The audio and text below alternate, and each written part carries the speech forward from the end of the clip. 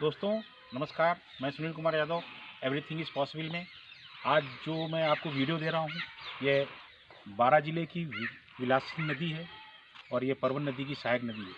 दोस्तों आज का मेरा वीडियो देने का उद्देश्य ये भी है कि मैं आपको बारां ज़िले की कुछ हिस्टोरिकल जगहों से भी परिचित कराऊँ।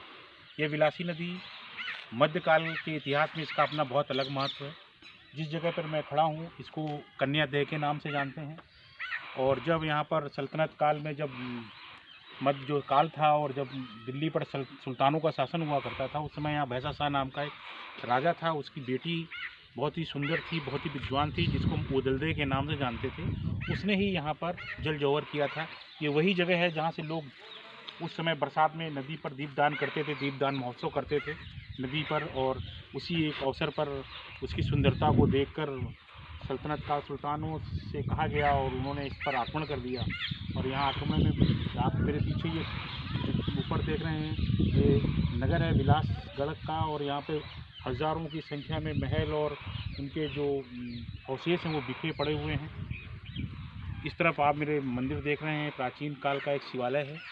और मैं विलासी नदी पर खड़ा हूँ जहाँ पर ओदलदे ने अपनी 4 बहनों के साथ में यहाँ पर अपने अस्तित्व की रक्षा करते हुए अपने प्राणों की आहुति दी थी और राजस्थान में जल जौहर का एक उदाहरण दिया था। इसके पहले आपने पढ़ा होगा रणथंभौर में भी एक जल जौहर हुआ था और यहाँ पर भी जल जौहर हुआ था।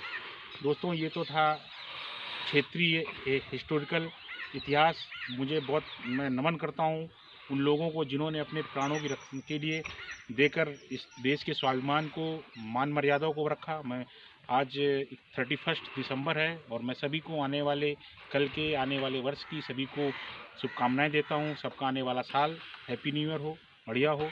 अब मैं आता हूं तो अपने विषय पर। आज का मेरा विषय है 1924 का ओलंपिक खेल। 1924 में जो ओलंपिक खेल हुए ये पेरिस में हुए। ये दूसरी बार ऐसा अवसर था कि जब किसी नगर को दोबारा ओलंपिक खेलों का आयोजन करने का मौका मिला हो। जैसा कि आप जानते हैं कि 1900 में जो दूसरे ओलंपिक खेल हुए थे वो पेरिस में हुए थे, जिसमें महिलाओं ने और क्रिकेट को शामिल किया गया था। महिलाएं पहली बार ओलंपिक में 1900 में पेरिस में ही हुई थी। इसके बाद ये दूसरा अवसर था पेरिस के लिए जब यहाँ पर ये खेल आयोजित हुए। पेरिस जो था वो 5 नगरों के ऊपर इसको वरीयता दी गई। बार्सिलोना, प्राग, रोम, ये इन शहरों के ऊपर इसको वरीयता देकर यहाँ पर ओलंपिक खेल आयोजित हुए। इन ओलंपिक खेलों में 44 देशों ने पहली बार सबसे इतनी अधिक संख्या में इन खेलों में भाग लिया। 44 देशों ने इन खेलों में भाग लिया। 17 खेल प्रतिस्पर्धाएँ हुई और एक बार फिर वॉलीबॉल को यहाँ पर डेमो खेल के रूप में रखा गया। टेनिस की प्रतियोगिता यहाँ पर पहली शामिल हुई और इसके बाद सीधे 60 साल के बाद दोबारा ओलंपिक में टेनिस प्रतियोगिता शामिल की गई। सियोल ओलंपिक में टेनिस यहाँ पर खेला गया। इसके बाद 60 साल तक टेनिस को ओलंपिक खेलों से दूर रखा गया और सियोल ओलंपिक 1986 के जो सियोल ओलंपिक थे वहाँ पर इनको दोबारा शामिल किया गया।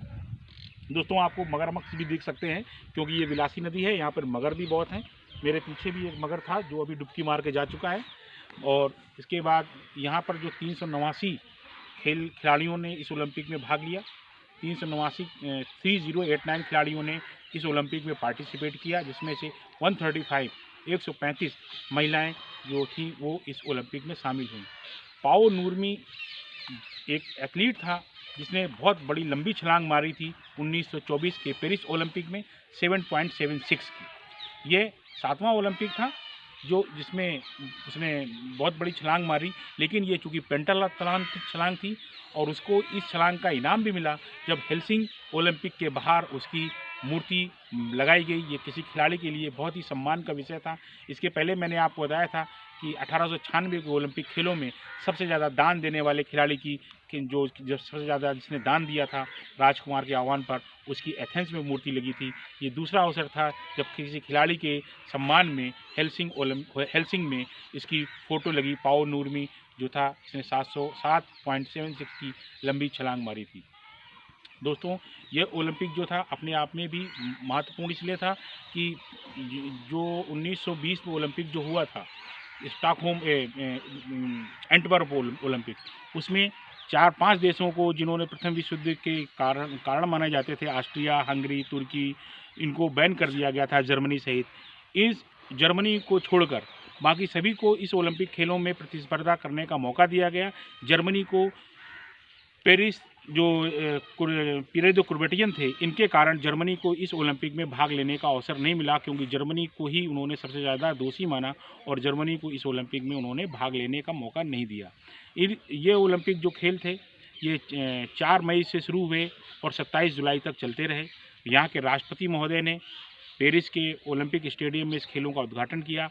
आंद्रे नामक खिलाड़ी ने सारे खिलाड़ियों की तरफ से इस ओलंपिक में खिलाड़ियों की शपथ ली। मेडल टैली जो थी वो इस प्रकार थी, सबसे ज़्यादा अधिक मेडल जीते थे संयुक्त राज्य अमेरिका ने, दूसरे नंबर था फिनलैंड का इस ओलंपिक में एक बार फिर मध्यम दूरी की दौड़ों में दबदबा बना रहा और वो दूसरे स्थान पर रहा। तीसरे स्थान पर मेजबान देश अमेरिका था। दोस्तों, अगला ओलंपिक जो था वो 1928 में हुआ। अगले ओलंपिक तक मैं आपको फिर यहीं पर अपना वीडियो ख़त्म करूंगा। एक बार फिर सभी को, आपको नव वर्ष की सभी को धन्यवाद और ढेर सारी शुभकामनाएं। बीते वर्ष में जो आपसे गलतियां हुई हों ये नए वर्ष में ना हो, सभी से प्रेम से मिलें। जय हिंद, वंदे मातरम। मैं सुनील कुमार यादव विलास नदी विलासगढ़ से आप सभी को प्रणाम करता हूं और नव वर्ष की शुभकामनाएं देता हूं। जय हिंद।